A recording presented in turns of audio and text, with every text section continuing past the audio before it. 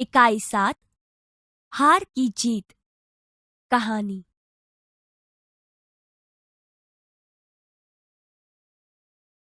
माँ को अपने बेटे और किसान को अपने लहलहाते खेत देखकर जो आनंद आता है, वही आनंद बाबा भारती को अपना घोड़ा देखकर आता था। भगवत भजन से जो समय बचता, वह घोड़े को अर्पण हो जाता। वह घोड़ा बहुत ही सुंदर और बलवान था। इसके जोड़ का घोड़ा सारे इलाके में न था। बाबा भारती उसे सुल्तान कहकर पुकारते, अपने हाथ से खरहरा करते, खुद दाना खिलाते और देख देख कर प्रसन्न होते थे। उन्होंने रुपया, माल असबाब, जमीन आदि अपना सब कुछ छोड़ दिया था, यहाँ तक कि उन्हें नगर के जीवन से भी घृणा थी। अब गांव के बाहर एक छोटे से मंदिर में रहते और भगवान का भजन करते थे। मैं सुल्तान के बिना नहीं रह सकूंगा, उन्हें ऐसा लगने लगा था।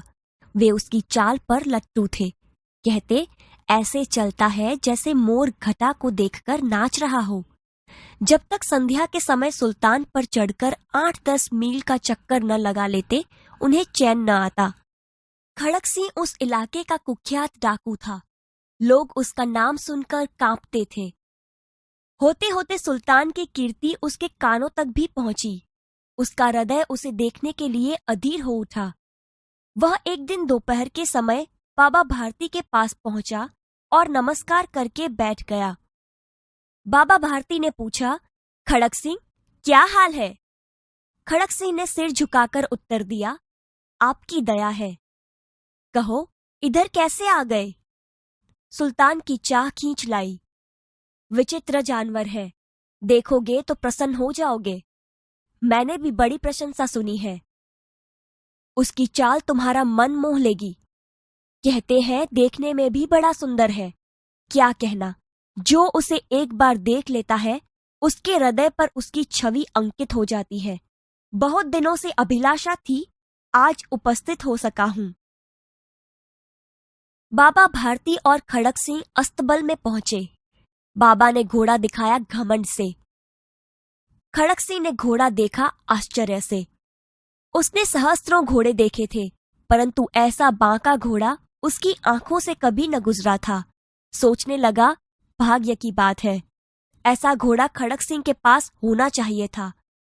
इस साधु को ऐसी चीजों से क्या लाभ? कुछ देर तक आश्चर्य से खड़ा रहा। इसके पश्चात उसके हृदय में हलचल होने लगी। बालकों की सी अधीरता से बोला, परंतु बाबाजी, इसकी चाल न देखी तो क्या? बाबाजी भी मनुष्य ही थे। अपनी वस्तु की प्रशंसा दूसरे के मुख से सुनने के लिए उनका हृदय अधीर हो गया। घोड़े को खोलकर बाहर ले गए। घोड़ा वायु वेग में उड़ने लगा। घोड़े की चाल देखकर उसके हृदय पर सांप लौट गया। वह डाकू था और जो वस्तु उसे पसंद आ जाए, उस पर वह अपना अधिकार समझने लगता था। उसके पास बाहुबल था और आदमी थे। जाते जाते उसने कहा, बाबाजी, मैं यह घोड़ा आपके पास न रहने दूंगा। बाबा भारती डर गए। अब उन्हें रात को नींद न आती। सारी रात अस्तबल की रखवाली में कटने लगी। प्रतिक्षण खड़क सिंह का डर लगा रहता था, परंतु कई महीने बीत गए और वह न आया। यहाँ तक कि बाबा भारती कुछ असावधान हो गए। संध्या का समय था। बाबा भारती सुल्तान की पीठ पर सवार होकर घूमने जा रहे थे। इस समय उनकी आंखों में चमक थी, मुख पर प्रसन्नता। कभी घोड़े के शरीर को देखते, कभी उसके रंग को, और वह मन में फूले न समाते थे। सहसा एक ओर से आवाज आई, ओ बाबा, इस कंगले की सुनते जाना। आवाज में करुणा थी। बाबा ने घोड़े को रोक लिया। देखा, एक अपाहिज वृक्ष की छाया में पड़ा कराह रहा है। बोले, क्यों, तुम्हें क्या कष्ट है? अपाहिज ने हाथ जोड़कर कहा, बाबा, मैं दुखियारा हूं, मुझ पर दया करो। रामावाला यहाँ से 3 मील है। मुझे वहीं जाना है। घोड़े पर चढ़ा लो, परमात्मा भला करेगा। वहां तुम्हारा कौन है? दुर्गा दत्त वैद्य का नाम सुना होगा। उनका सौतेला भाई हूँ।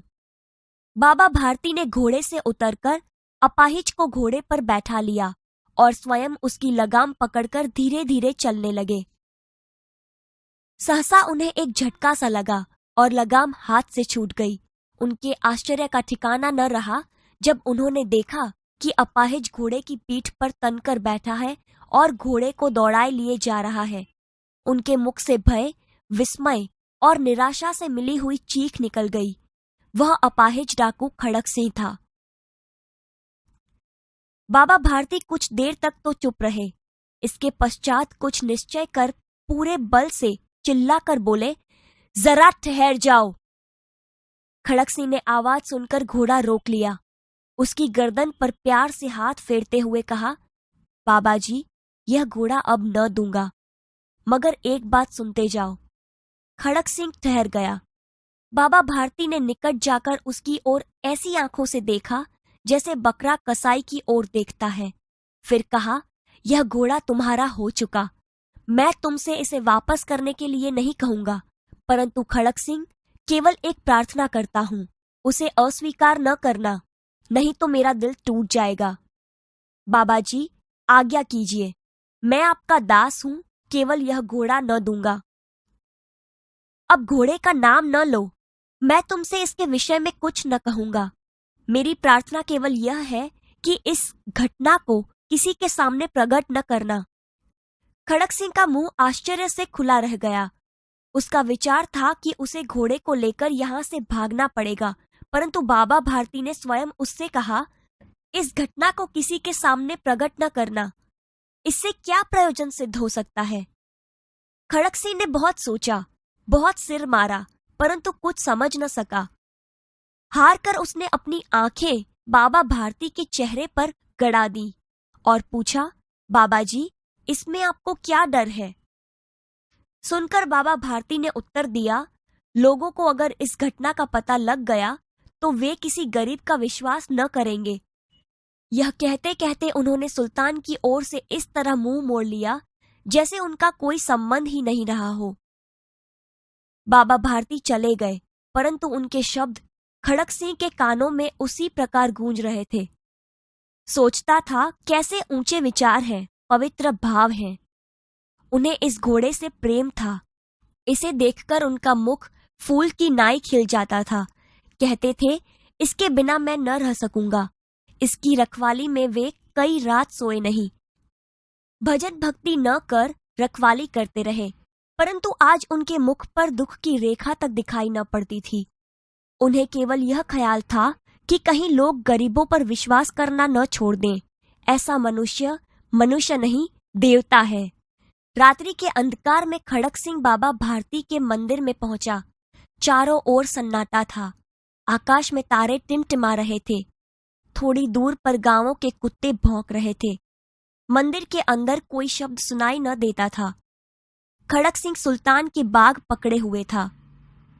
वह धीरे धीरे अस्तबल के फाटक पर पहुंचा। फाटक खुला पड़ा था। किसी समय वहां बाबा भारती स्वयं लाठी लेकर पहरा देते थे, परंतु आज उन्हें किसी चोरी, किसी डाके का भय न था। खड़क सिंह ने आगे बढ़कर सुल्तान को उसके स्थान पर बांध दिया और बाहर निकलकर सावधानी से फाटक बंद कर दिया। इस समय उसके आंखों में नेकी के आंसू थे। रात्रि का तीसरा पहर बीत चुका था। चौथा पहर आरंभ होते ही बाबा भारती ने अपनी कुटिया से बाहर निकल ठंडे जल से स्नान किया। उसके पश्चात इस प्रकार जैसे कोई स्वप्न में चल रहा हो, उनके पांव अस्तबल की ओर बढ़े, परंतु फाटक पर पहुंचकर उनको अपनी भूल प्रतीत हुई। साथ ही घोर निराशा ने पांवों को मन भर का बना दिया। वे वहीं रुक गए। घोड़े ने अपने स्वामी के पांवों की चाप को पहचान लिया और जोर से हिनहिनाया। अब बाबा भारती आश्चर्य और प्रसन्नता से दौड़ते हुए अंदर घुसे और अपने प्यारे घोड़े को गले से लिपटकर इस प्रकार रोने लगे, मानो कोई पिता बहुत दिन के बिछुड़े हुए पुत्र से मिल रहा हो। बार बार उसकी पीठ पर हाथ फेरते, बार बार उसके मुंह पर थिपकियां देते। फिर वे संतोष से बोले, अब कोई गरीबों की सहायता से मुंह नहीं मोड़ेगा।